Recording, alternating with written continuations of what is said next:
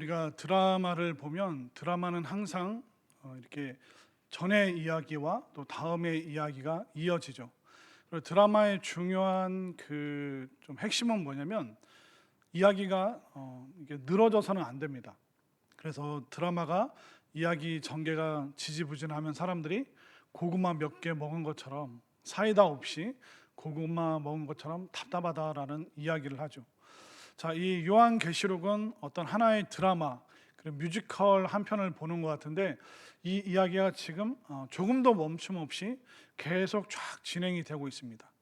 우리가 지난주에 봤던 4장에서는 하나님 보좌에 앉으신 그 하나님의 그 영광스러움에 대해서 하늘의 그 교회와 하늘의 예배가 어떻게 진행이 되는가, 그리고 오늘 본문에서는 보좌에 앉으신 그 하나님 손에 두루마리가 있는데 그 두루마리를 펼 수 있는 그 어린 양에 대한 이야기가 바로 오늘 본문의 내용입니다. 이 사도 요한이 이제 천국에 그 하나님 나라 들어갔을 때 그가 가장 관심 있었던 것은 바로 하나님의 보좌입니다. 이 땅에서의 왕권, 그 왕위는 사람들을 죽이고 박해하고 또 멸망시키는 일이었기 때문에 정말 이 땅의 보좌가 아니라 하늘 보좌에 앉으신 그 하나님은 어떤 분이실까, 그분의 성품과 그분의 임재와 또 그분에 대한 그 존재, 거기에 대한 관심이 많았기 때문에 다른 모든 거 다 제쳐놓고 사도 요한의 눈에는 하나님의 보좌가 가장 먼저 들어왔습니다. 그런데 문제는 사도 요한이 예수님의 제자인데 예수님은 안 보이시는 거예요. 하나님 보좌에 하나님께서 그 위엄과 권능으로 앉아 계시는데 아직 땅에서 만났던 그 예수님을 지금 천국에서 하나님 나라에서 못 보니까 사도 요한이 울기 시작합니다. 한번 그 내용을 한번 볼까요? 그러니까 이 뮤지컬과 드라마처럼 웃기도 하고 울기도 하는 그 많은 이야기가 지금 이 요한계시록에 담겨 있죠. 자, 1절에서 하나님 보좌에 앉으신 하나님의 오른손에 두루마리가 있습니다. 그리고 2절, 또 봄에 힘 있는 천사가 큰 음성으로 외치기를 누가 그 두루마리를 펴며 그 인을 떼기에 합당하냐 하나, 하늘 위에나 땅 위에나 땅 아래 능히 그 두루마리를 펴거나 보거나 할 자가 없더라. 그러니까 사도 요한이 과연 하나님 오른손 그 우편에 있는 그 두루마리를 누가 펼 수 있지? 분명히 주님이신데 주님이 어디 계시지? 계속 찾고 있는 모습을 볼 수가 있습니다. 그리고 4절을 보십시오. 그 두루마리를 펴거나 보거나 하기에 합당한 자가 보이지 아니하기로 내가 크게 울었더니. 아니, 주님 어디 계시지? 예수님 어디 계시지? 분명히 그 두루마리를 펼 수 있는 그 권능은 예수님께 있는데 예수님 어디 계시지? 막 울기 시작했습니다. 그랬더니 5절을 보십시오.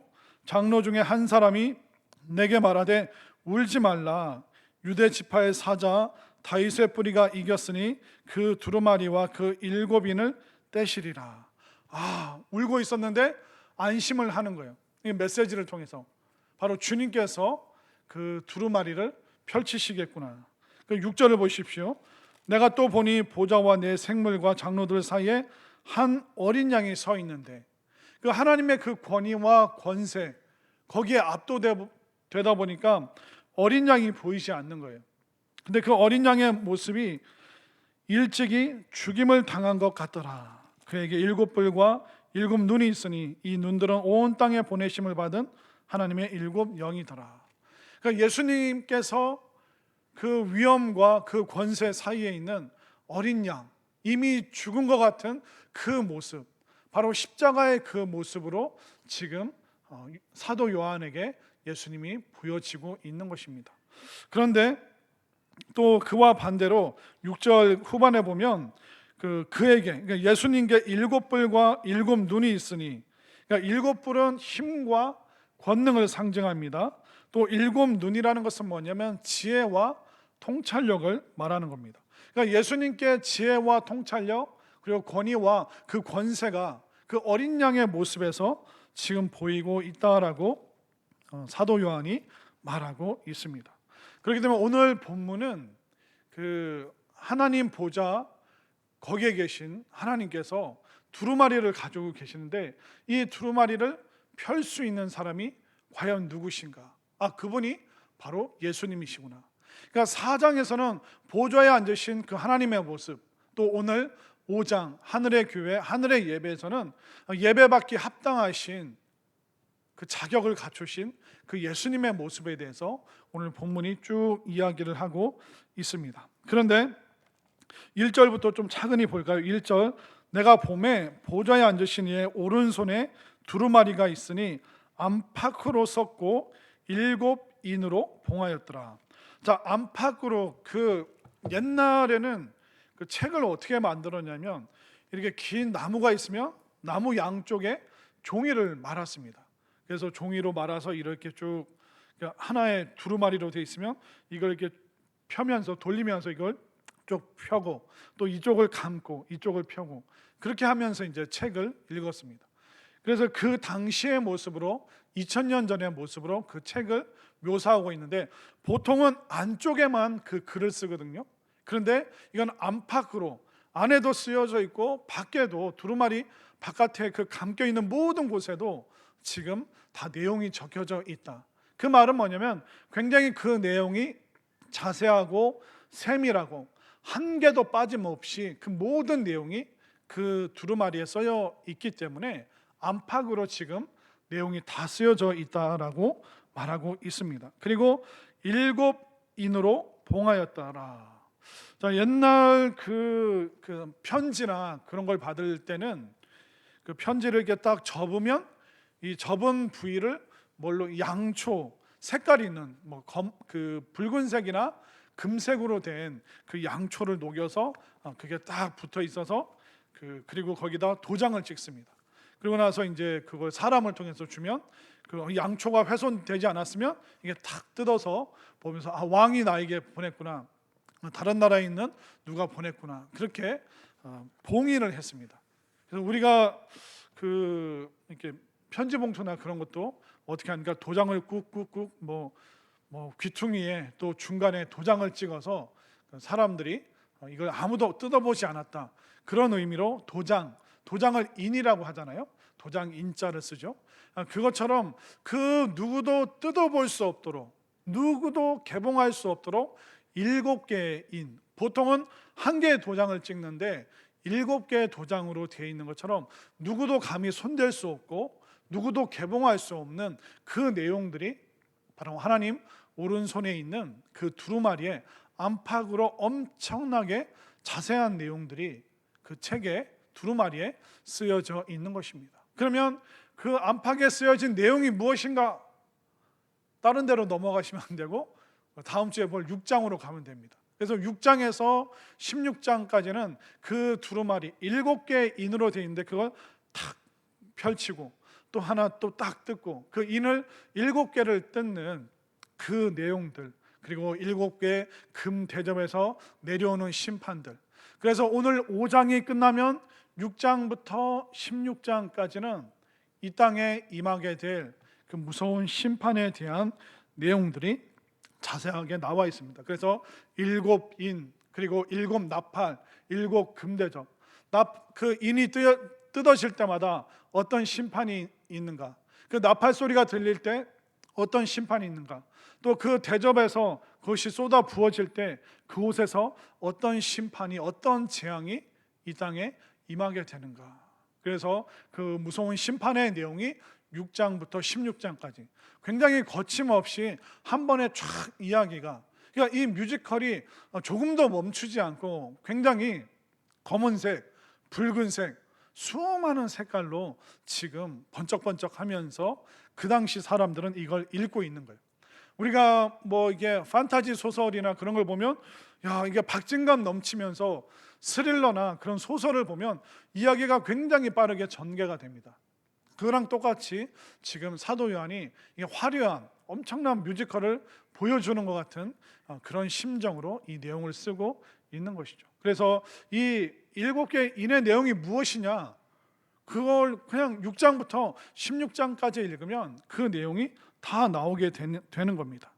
그리고 17장, 18장 가면 거기는 이제 7머리, 7뿔을 가진 이제 큰 음녀 바벨론이 나옵니다. 제가 이 그 요한계시록은 7막 7장을 그대로 차용했다고 말씀드렸죠. 그래서 7이라는 숫자가 계속 나옵니다. 일곱 개의 인, 일곱 개의 나팔, 일곱 개의 대접, 그리고 큰 음녀인 바벨론이 나오는데 그 바벨론 그 머리가 또 일곱 개가 있고 뿔이 또 일곱 개씩 달려 있고, 그러니까 우리가 판타지 소설 보는 거랑 뮤지컬 보는 거랑 똑같다는 겁니다. 그렇게 7로 계속 설명을 하고 있습니다. 근데 그 바벨론은 결국 멸망하게 될 그 로마에 대한 이야기입니다. 왜 그 바벨론, 그 로마를 상징하는 바벨론이 왜 일곱 개의 머리가 있냐면, 그 로마의 태동이 어떻게 되냐면, 로마의 시작은 일곱 개 언덕의 도시들로부터 시작되었다. 그러니까 이태리 북부에 있는 그 그리스 북부에 있었던 일곱 개의 언덕에 있던 그 도시들이 연합 세력이 되고, 그 연합 세력이 서서히 커지면서 이제 그리스를 정복하게 되고, 그리스의 문화를 그대로 이어받으면서 그리스 로마 신화도 이제 나오게 되고, 이제 로마가 약 1000년 동안 이제 유럽을 지배하기 시작했습니다. 그렇기 때문에 이 바벨론이 나오는데 머리가 7개다. 그러면 그 당시 사람들은 아는 거야. 아, 이거 로마를 상징하는 거지. 근데 로마라고 쓰면 사도 요한이 잡혀가고 읽는 사람이 잡혀가기 때문에 비유적으로 그 7개의 언덕에서 시작되었던 그 도시가 로마인데, 그것을 나는 바벨론이라고 표현하겠다. 그 바벨론이 어떻게 심판받게 되는가, 거기에 대한 내용이 바로 17장과 18장에서 나옵니다. 그리고 19장에서는 이제 어린 양의 혼인 잔치, 어린 양에 대한 이야기가 굉장히 많이 나옵니다. 그 예수님을 만나게 되는 그 장면이 나고, 20장에서는 이제 천년 왕국이 도래한다. 왜냐하면 그 당시에 로마가 1000년을 지배했기 때문에 이 1000년이라는 개념은 그 당시 유럽인들에게 영원한 개념이었어요. 그러니까 이 로마가 이 땅을 영원히 지배하겠구나. 근데 이 땅에 있는 그 1000년 왕국, 로마를 대신할 그 새로운 영원한 왕국이 바로 예수님을 통해서 이루어진다. 그렇기 때문에 그 당시 사람들이 읽으면 이게 지금 무엇을 말하는지, 이 땅의 1000년 왕국이 아니라 하늘의 1000년 왕국이 이제 이 땅을 통치하게 되는구나. 근데 그 통치하는 왕이 누구냐? 바로 어린 양 예수 그리스도께서 통치하시는구나. 그 내용이 다 담겨 있는 거죠. 그리고 21장과 마지막 22장에서는 새로운 하늘과 또 새로운 땅이 열리면서 하나님은 그 최종적인 그 구원의 완성을 하면서, 22장 가면 창세기 1장에 있는 그 에덴의 모습이 그대로 다 담겨 있습니다. 하나님 보좌에서 강물이 나옵니다. 그 강물을 따라서 생명나무가 쫙 펼쳐져 있고요. 그 생명나무를 통해서 만국이 이제 치료받게 됩니다. 그 에덴 동산 또 어떠냐면 4군데로 큰 강이, 금이 있는 어디 하윌라, 또 어디 유프라테스, 그러면서 그 에덴 동산에서 물이 쫙 흘러나가고, 그 에덴 동산에서는 생명을 알게 하는 나무, 선악을 알게 하는 나무, 많은 나무가 심겨져 있다는 모습이 창세기 1장에서 나오는데, 요한계시록 22장 마지막 장에서 이 에덴, 하나님의 다스리심과 하나님의 통치하심, 하나님께서 에덴 동산에서 사람들과 함께 아담과 하와와 함께 거하신 것처럼 이제 요한계시록 마지막에서도 하나님께서 영원히 우리와 거하시는 그 모습, 그러니까 창세기 1장과 요한계시록 22장이 만나면서 이제 성경 전체가 이제 마무리되는 내용입니다. 오늘 설교를 여기서 마치면 좋겠지만 5장을 좀 더 살펴봐야 되는 겁니다. 그래서 계속 말씀드리는데, 이 요한계시록을 볼 때는 비밀, 야 666이 뭐지? 14만 4천 명이 뭐지? 야 뿔이 어떻게 생긴 거지? 그런 거에 관심 안 가지셔도 됩니다. 우리가 드라마 보면서 야 저 사람 탄 차가 뭘까? 어떤 차를 탔을까? 그렇게 뭐 신경 안 쓰잖아요. 그냥 외제차인가? 국산차인가? 그 사람이 입었던 그 옷, 넥타이, 그게 중요한 게 아니라 지금 이 남자와 이 여자가 지금 사랑하냐 안 하냐, 오늘 고백을 하냐 안 하냐, 오늘 뽀뽀, 그런 기대감으로 이 주인공들이 어떤 스토리로 살아가는가, 거기에 관심을 가져야지. 조명이 잘 비춰졌네, 저기 뒤에 있는 편의점은 무슨 편의점이지? 거기에 지금 몇 명이 앉아있지? 야 감독이 저 편의점에 3명을 앉혀놓은 건 어떤 뭐 의도가 있을까? 그런 거 우리가 굳이 신경 쓸 필요가 아무것도 없다는 거예요. 그렇기 때문에 이 요한계시록을 볼 때는 결국 이 땅에는 심판이 임하고 마지막 최종 승리는 어린 양이 거두시고 하나님께서 궁극적으로 예수님을 통해서 승리케 하시는구나. 그리고 믿음의 사람들도 이 땅에서 천년 왕국의 지배를 받고 있지만, 수많은 지배를 받고 있지만 결국은 승리하게 되는구나. 그러니까 승리에 대한 그 뮤지컬의 이야기를 쭉 펼치고 있는 거예요. 그런데 그 내용을, 그 틀을 어디서 가져왔다고요? 원형 경기장에서 이루어졌던 7막 7장. 그래서 이 내용은 이제 다음에 수능 볼 때 시험에 나올 내용인데, 다음번에 시험 볼 때 이거 꼭 나올 겁니다. 잘 들으세요. 그러니까 1장부터 3장까지는 이 땅의 교회, 그게 1막입니다. 이 땅의 교회, 7개의 교회, 7개의 예배를 보여주고 있죠. 그리고 4장과 5장에서는 하늘의 교회, 하늘의 예배를 말하고 있습니다. 그리고 6장부터 16장까지는 777, 7개의 인, 7개의 나팔, 7개의 대접에 대한 내용이 나오는 것입니다. 6장부터 16장까지 이제 3막을 펼치고 있죠. 17장부터 18장까지는 거기서 이제 그 큰 바벨론, 7머리 7뿔을 가진 또 7로 설명을 하고 있습니다. 다섯 번째 막은 19장에서 어린 양의 혼인 잔치, 그리고 20장에서는 천년 왕국이, 이 땅의 천년 왕국이 사라지고 하나님 나라 천년 왕국이 세워지는 모습. 그리고 마지막 7막은 21장과 22장에서 최종적으로 하나님께서 우리의 그 구원을 완성하시는 모습. 그렇기 때문에 이 내용을 보는 사람들은, 그 당시의 사람들은 그 문화와 그 상황 속에서 다 이해를 하는 거예요. 그런데 수많은 이단들이 해석하기 어려운 이 요한계시록을 엉뚱하게, 사람들을 마치 수수께끼 미로에 집어넣듯이, 우리 안 따라오면 이 미로에서 길을 잊어버릴 거예요. 그러니까 승리의 노래, 승리의 찬양인데 이걸 사람들이 읽지 못하게 무서운 이야기로, 여러분들 아무리 무서운 영화가 있어도 그냥 보면 되잖아요. 그것처럼 결국 무서운 영화도 결국 주인공이 승리하고 이기는 게 대부분이죠. 그것처럼 우리가 두려워할 필요가 없고, 어떻게 이기게 되시는가, 또 이 땅은 어떻게 되는가, 그걸 그냥 자연스럽게 받아들이면 되는데, 성도들에게 이단들이 너무나도 많은 선입견을 심어줘서 요한계시록을 잘 읽지 않으려고 하고, 또 목회자들도 기꺼이 설교하기 어렵게 만든 그런 많은 병폐들이 사이비 이단들을 통해서 나오게 된 것이죠. 그렇기 때문에 성경은 다 말해주고 있어요. 지금 오늘 이 본문에서 이해가 안 되면 그 다음 장을 읽으면 돼요. 근데 그 다음 장이 잘 이해가 안 되면 그 앞에 장을 읽으면 되는 거예요. 그러니까 예수님께서도 비유의 의미가 무엇인가 그 성경 내용 안에서 다 설명을 해주셔요. 그렇기 때문에 신약을 읽다가 갑자기 구약으로 넘어가고, 구약을 읽다가 이 단어가 신약에서 여기서 나옵니다. 그러면서 구약 신약 왔다 갔다 하면 100% 뭐라고요? 이단입니다. 그냥 그 본문 안에서 모든 내용이 다 나와 있는데 우리가 자꾸 엉뚱하게 그것을 억지로 해석을 할 필요 없고, 그리고 불필요한 호기심, 야 편의점에 저 배경에 사람이 3명이 앉아 있어, 지난번엔 2명이 앉아 있었는데 이게 무슨 의미입니까? 그런 불필요한 호기심을 가질 필요가 없는 것이죠. 그래서 무슨 말씀 드렸죠? 이 하나님 오른손에 있는 그 두루마리의 모든 내용, 그 세밀한 내용이 6장부터 이제 다음 주에 볼 6장과 16장에 그 모든 내용이 다 담겨 있다는 것입니다. 그렇기 때문에 우리가 그 내용을 보면 되고, 그런데 1절을 다시 한번 볼까요? 내가 보매 보좌에 앉으신 이의 오른손에 두루마리가 있으니 하나님 오른손에 있죠. 안팎으로 썼고 7인으로 누구도 개봉할 수 없도록 만들었습니다. 자, 2절 함께 읽겠습니다. 시작. 또 봄에 힘 있는 천사가 큰 음성으로 외치기를 누가 그 두루마리를 펴며 그 인을 떼기에 합당하냐 하나. 자, 천사가 말하는 거예요.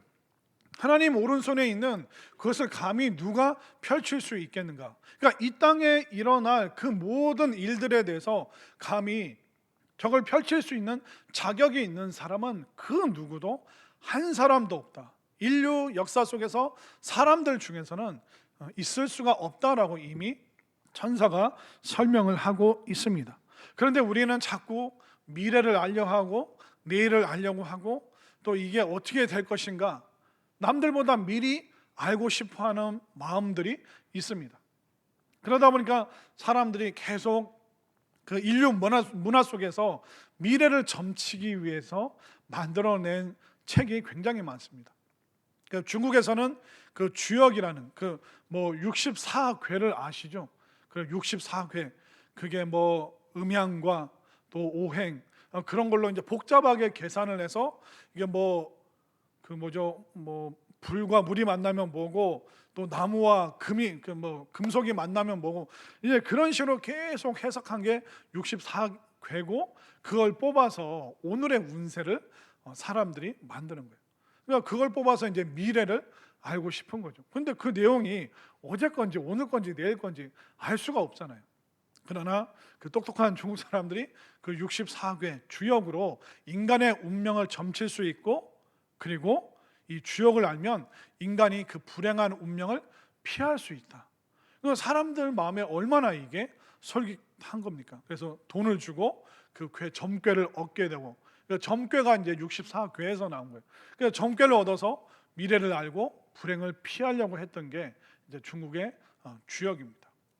그러다가 이제 우리 조선 시대 때 뭐가 나왔냐면 정감록이라는 책이 나옵니다. 이거는 그 조선 시대 때 앞으로 일어날 굉장히 불행한 내용들이 정감록에 있습니다. 근데 그 정감록이 쓰여진 것은 고려가 무너지면서 고려의 신하들이 이 반정부 운동, 반조선 왕조를 지향하면서 그러니까 조선 왕조에 대한 그 불만을 쓴 내용들이 정감록. 그래서 사람들의 마음을 민심을 동역해서 조선이 무너졌으면 좋겠다라는 마음으로 불행한 이야기를 많이 써놓은 것이 바로 정감록이라는 겁니다. 조선시대 때 사람들이 그런 걸 만들었고 또 1900년도에는 천부경이라는 책이 갑자기 뚝 나온 거예요. 그것은 그 당군을 믿는 대종교라는 곳에서 어떤 사람이 우주의 신비를 쓴 81개의 글자가 여기에 숫자로 쓰여져 있는 거예요. 1이 3이 되고 3이 1이 되고 막 그렇게 하면서 여러 설명이 있는데 우주의 신비라고 하는데 뭐 아무도 거기에 큰 의미 부여를 하질 않습니다. 유럽은 어떻습니까? 그 여러분들 그 노씨 있잖아요. 노스트라 어디 노씨죠 그분이? 노스트라다무스의 그 예언. 그 예전에 1800년대, 1980년대 때 노스트라다무스가 뭐 1999년도에 뭐 이런 일 생긴다. 그런 뭐 예언에 대한 책들, 내용들, 다큐멘터리 뭐 TV에서 얼마나 많이 다루고 저도 학생 때 그런 이 노스트라다무스 뭐 이런 내용이 있구나, 이런 책이 있구나 친구들이 그 학교 가져와서 본 적이 많이 있습니다. 그러나 인간은 미래를 알 수 있나요? 없나요? 알 수가 없습니다. 여러분들 언제쯤 돌아가실 것 같아요? 알 수가 없습니다. 그러니까 하나님 손에 있는 그 두루마리의 내용은 그 누구도 알 수 없다. 천사가 말하잖아요.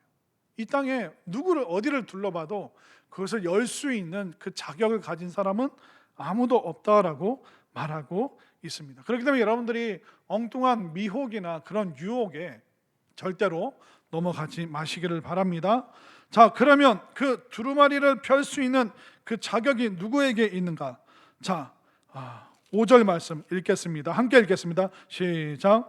장로 중에 한 사람이 내게 말하되 울지 말라. 유대 지파의 사자 다윗의 뿌리가 이겼으니 그 두루마리와 그 7인을 떼시니라 하더라.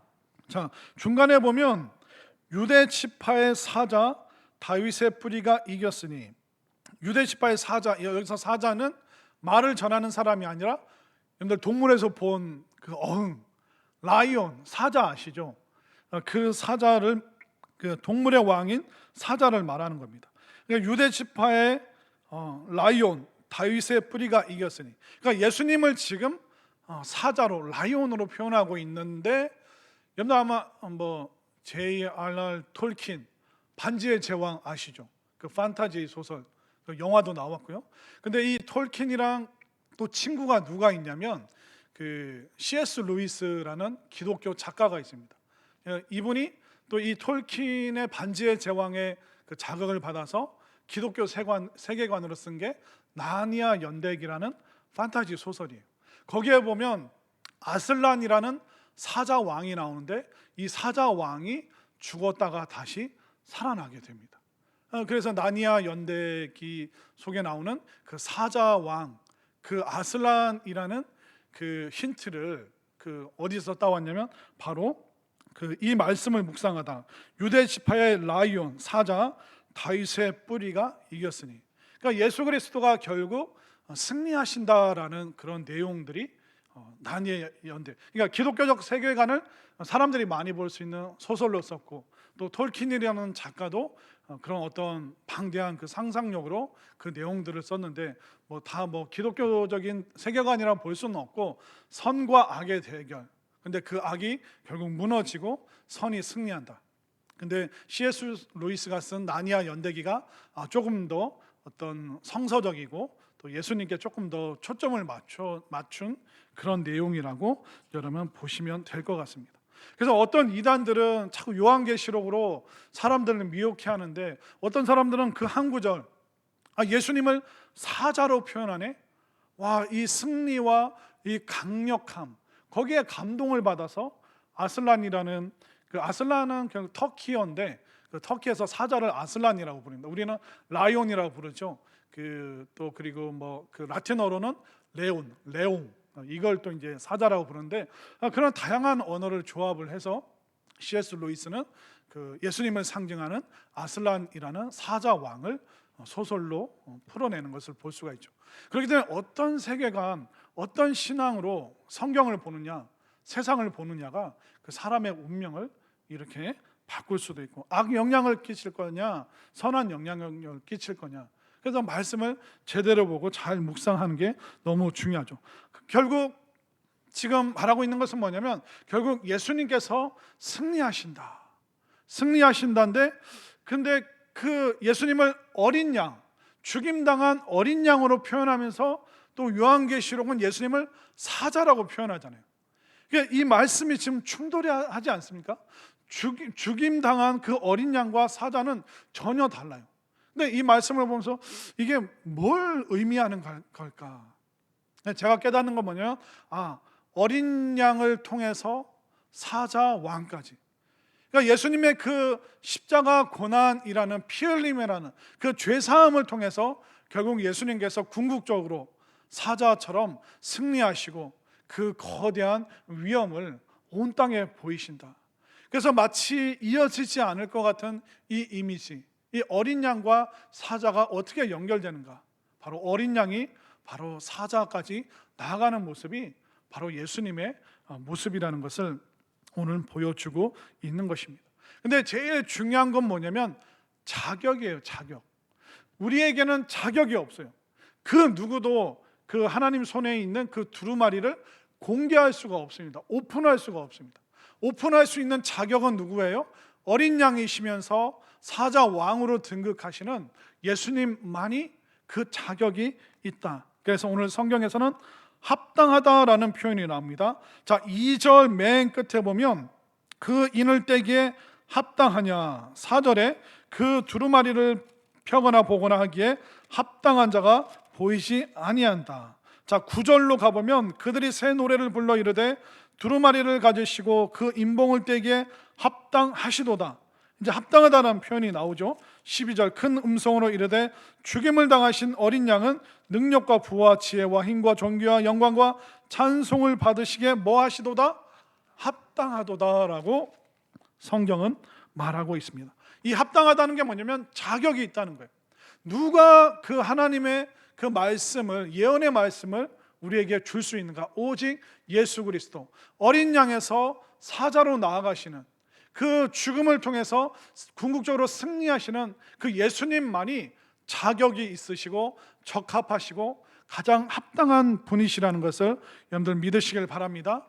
그렇기 때문에 우리가 예수님을 통해서 성경을 봐야 되고, 예수님을 통해서 우리가 구원을 받는 것이고, 또 예수님을 통해서 우리가 하나님의 백성이 될 수 있기 때문에 우리의 구원에 가장 합당한 자격이 있으신 분은 오직 십자가에서 우리 죄 위에서 피 흘리시고 또 우리의 영원한 생명을 위하여 그 사망과 죽음에서 살아나신 사자처럼 왕처럼 세움받으신 그 예수님만이 그 그 자격이 합당한 자격이 있으시다는 것을 여러분들 꼭 믿으시기를 바랍니다. 자, 이렇게 어린 양과 그 사자의 모습이 계속 우리가 이 요한계시록을 보면서 여러분들 기억을 하셔야 됩니다. 그리고 이제 7절로 한번 가볼까요? 7절. 그 어린 양이 나와서 보좌에 앉으신 이의 오른손에서 두루마리를 취하시니라. 왜? 자격이 있으신 분이기 때문에 하나님 오른손에 있는 그 두루마리를 이제 받게 되시는 거죠. 너무나도 간결하게 설명하고 있지만 결국 어린 양께서 승리하신다. 그러니까 구원과 승리의 성취를 누가 하시는가? 바로 우리의 구세주 되시는 예수님께서 하신다. 이 앞에서 우리 사람이 얼마나 작아지고 정말 우리가 사람은 아무것도 아니구나. 감히 그 내일을 알 수가 없고 내일 모레도 모르고 미래도 모르고 내 운명도 모르는 게 바로 우리의 존재구나. 이 하늘과 땅의 모든 권세와 그 모든 미래, 모든 예언적인 것 포함해서 모든 것이 바로 어린 양 되시는 우리 구세주 되시는 예수님께 이 모든 것이 있다는 것을 여러분들 꼭 믿으시길 바랍니다. 그러니까 이 주님 앞에서는 우리는 어떻게 보면 대단한 존재라고 내세울 바가 없습니다. 우리가 얼마나 참 연약합니까? 병원 갔는데 갑자기 선생님 검사 결과가 나오는데 좋지 않습니다. 길어야 6개월입니다. 의사 선생님 한마디면 우리 인생 바닥으로 추락하는 거예요. 아이가 이거 아토피가 있네요. 태어날 때부터 비염이 있네요. 이 말 들으면 부모로서 어떻게 해줄 수 있는 게 없기 때문에 그 앞에서 우리는 절망할 수밖에 없는 거예요. 시간이 지나면서 몸이 아프고 여기저기 결리고 잠도 안 오고 그러면 어떻습니까? 어떻게 보면 우리가 대단한 존재가 아니구나. 정말 우리가 예수님을 의지하지 않고 어린 양의 보혈을 의지하지 않고 정말 승리하시는 사자, 권위와 권세를 가지신 그 예수님을 의지하지 않으면 우리가 얼마나 보잘것없는 존재인가. 감히 그 우러러 볼 수도 없는 그 보좌를 향해서 고개도 들 수 없는 것이 바로 우리 연약한 사람이라는 존재구나. 그래서 오직 예수님만이 구원에 합당한 자격이 있으시고 그 예수님을 믿을 때만 우리가 구원받을 수 있는 그런 사람이구나.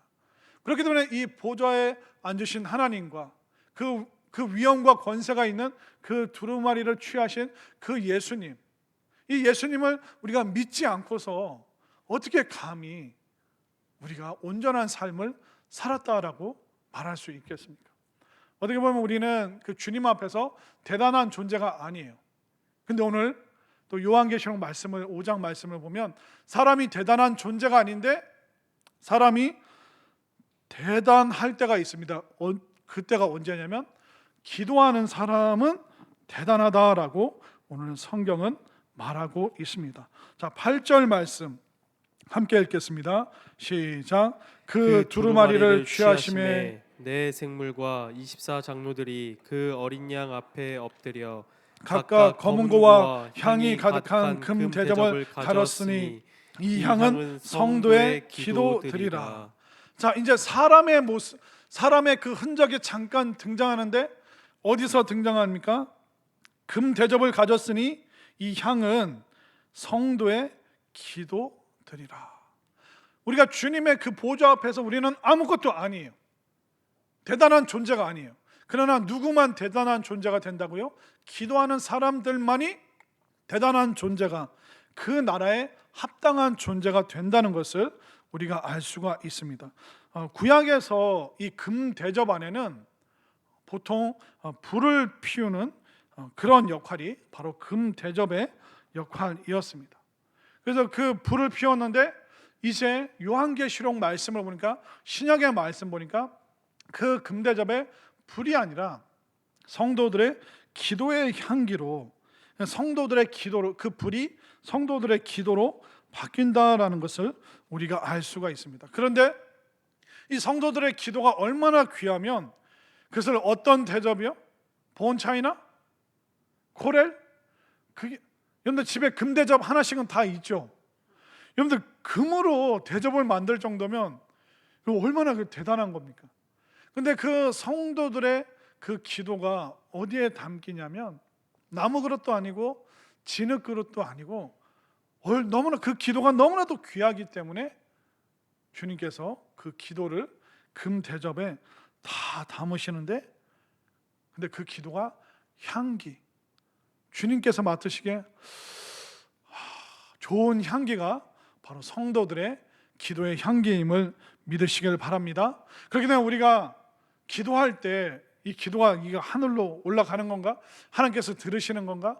그냥 내가 입으로 내뱉는 순간 이 기도가 그냥 증발해서 사라지는 게 아닌가?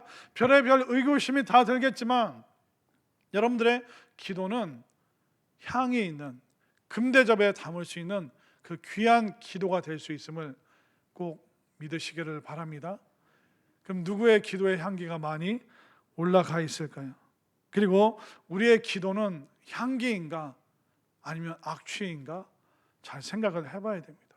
우리가 구원을 위해서 기도하고 누군가의 영혼을 위해서 중보하고 정말 우리가 중보 기도자가 되고 또 기도의 용사가 된다면 그 모든 기도의 내용은 아름다운 향기가 되겠죠. 그런데 하나님, 나 이거 안 들어주시면 안 돼요? 하나님, 이 기도 안 들어주시기만 해봐.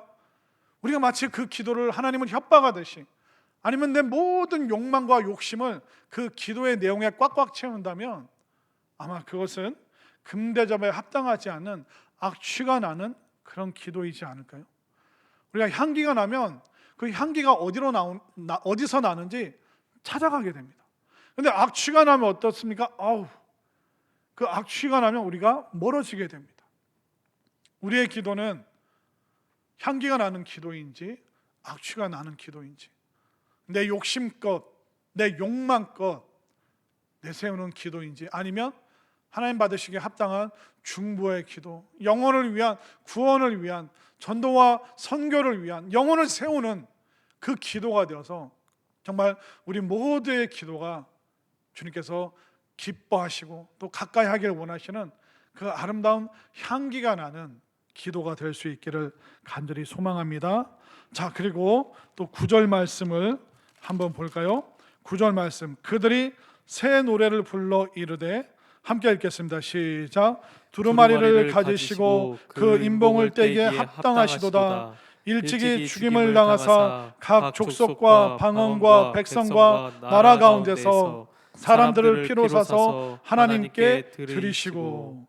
자, 이제 주님께서 각 족속과 방언과 백성과 나라 가운데서 그 어린 양의 그 피로 피값을 지불하고 우리의 영혼을 사셨어요. 우리의 구원을 이제 경제적으로, 법적으로 완벽하게 이루셨죠. 그런데 그 구원이 누구에게 임하는가? 각 족속, 방언, 백성, 나라.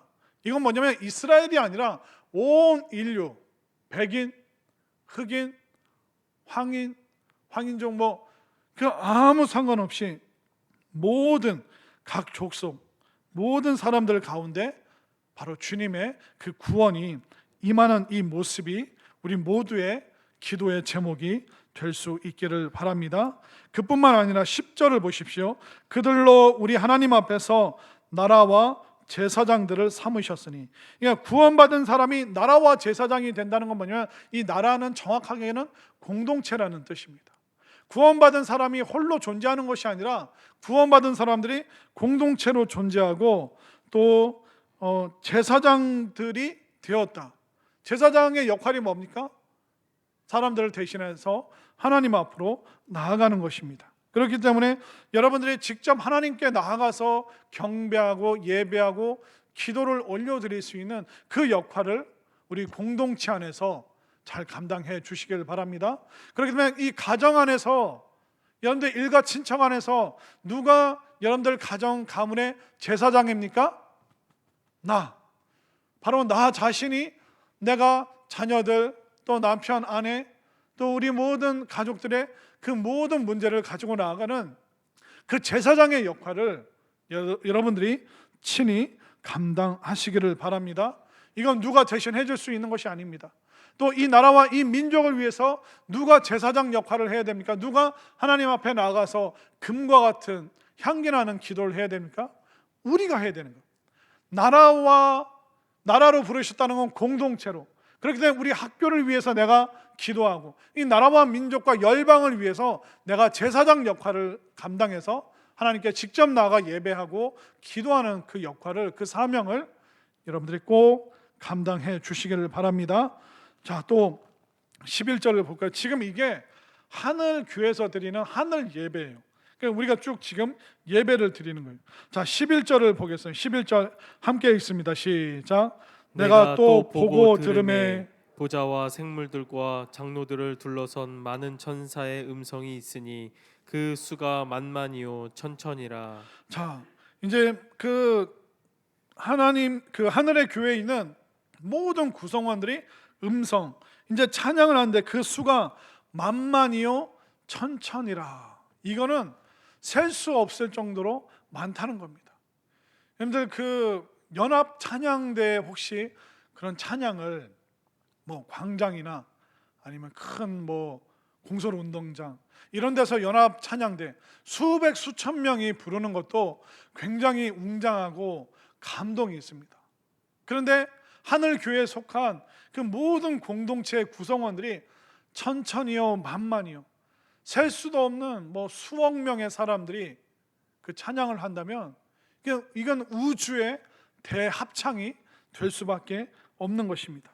그러니까 이 우렁차고 이 거대한 이 찬양의 내용, 그러니까 우주의 대합창을 그 내용을 한번 보시길 바랍니다. 12절 함께 읽습니다. 시작. 큰 음성으로 이르되 죽임을 당하신 어린 양은 능력과 부와 지혜와 힘과 존귀와 영광과 찬송을 받으시기에 합당하도다 하더라. 아멘인가요?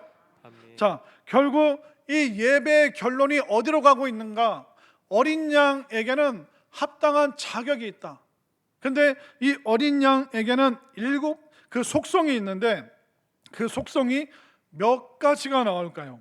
자, 12절을 제가 읽을 테니까 이 어린 양의 속성이 몇 가지인가 한번 보세요. 죽임을 당하신 어린 양은 능력과 부와 지혜와 힘과 존귀와 영광과 찬송을 받으시기에 합당하다. 몇 가지 속성이 나오죠?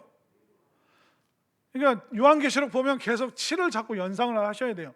7막 7장이고 7이라는 숫자를 계속 연상되게 사도 요한이 기록을 하고 있는 거예요.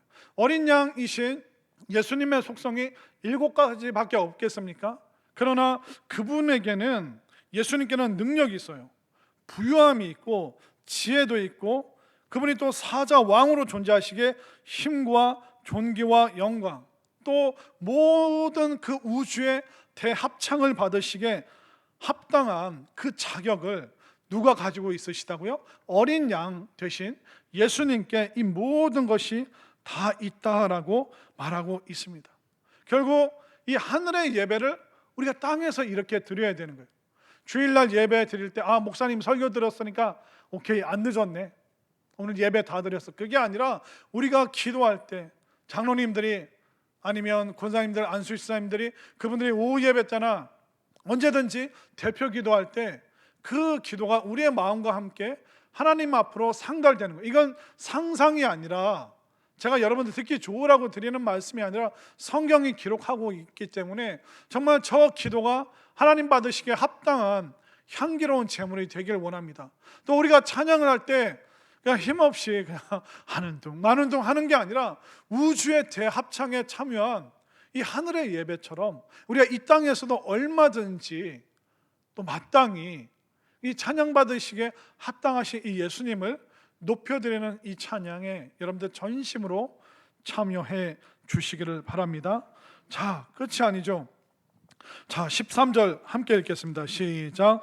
내가 또 들으니 하늘 위에와 땅 위에와 땅 아래와 바다 위에와 또 그 가운데 모든 피조물이 이르되 보좌에 앉으신 이와 어린 양에게 찬송과 존귀와 영광과 권능을 세세토록 돌릴지어다. 아멘인가요? 예, 이것이 바로 하늘의 예배의 결론. 우리가 매번 모일 때마다 매주 모일 때마다 드려야 되는 그 예배 결론이 바로 여기에 있는 것입니다. 보좌에 앉으신 이와 어린 양께 모든 승리와 영광이 있습니다. 바로 하나님과 주님께서 우리의 예배 받기 합당하신, 그리고 우리의 구원자로 오시는 그 모든 자격이 바로 어린 양께, 그리고 보좌에 앉으신 분께 있습니다. 이 하늘의 예배가 우리의 예배가 되었으면 좋겠습니다. 이 세상은 점점점 방종과 타락, 자기 소견에 오른 대로 내가 하고 싶다는데 우리가 못할 게 하는가? 세상의 이 모든 문화는 결국 타락하는 문화고, 세상의 모든 문화는 결국 음란함으로, 성적 쾌락으로 우리를 끌고 가는 것입니다. 그 문화로 포장을 하지만 할로윈을 하고 또 여러 가지 많은 것을 하지만 결국 세상의 문화는 좋지 않은 쪽으로 흘러갈 수밖에 없습니다. 그 모습이 이제 6장과 16장에서 그 문화가, 그리고 1000년 동안 지배했던 그 나라가, 그들의 타락한 문화가 어떻게 심판을 받는지 결국 성경 말씀에 다 기록되어 있습니다. 여러분들, 이 마지막 때를 살아갈 때, 이 땅을 살아갈 때 어떻게 살아가시겠어요? 그냥 한쪽 발은 교회, 또 한쪽 발은 세상, 예배도 드리고 세상 그 쾌락의 잔치에도 참여하고, 그렇게 산다면 과연 우리가 하늘의 예배에 합당하게 우리가 초청받을 수 있을까요? 그런 사람이 과연 향기로운 그 기도를 하나님께 올려드릴 수 있을까요? 우리가 세상의 흐름이 아니라 이 성경 말씀이 우리를 어디로 이끌어가고 있는가, 또 성경이 보여주고 있는 이 세상의 흐름이 어떠한가. 그렇기 때문에 이 세상의 흐름에 여러분들이 휩쓸리지 마시고, 거기에 정신없이 따라가지 마시고, 그것을 거슬러서 우리가 구원으로 정말 예배받기, 찬양받기 합당하신 그 어린 양 되신 그 주님께 나와 함께 예배하고 함께 찬양하고 그 영광을 영원토록 누릴 수 있는 우리 나라, 우리 공동체, 또 우리 모두가 될 수 있기를 간절히 소망합니다.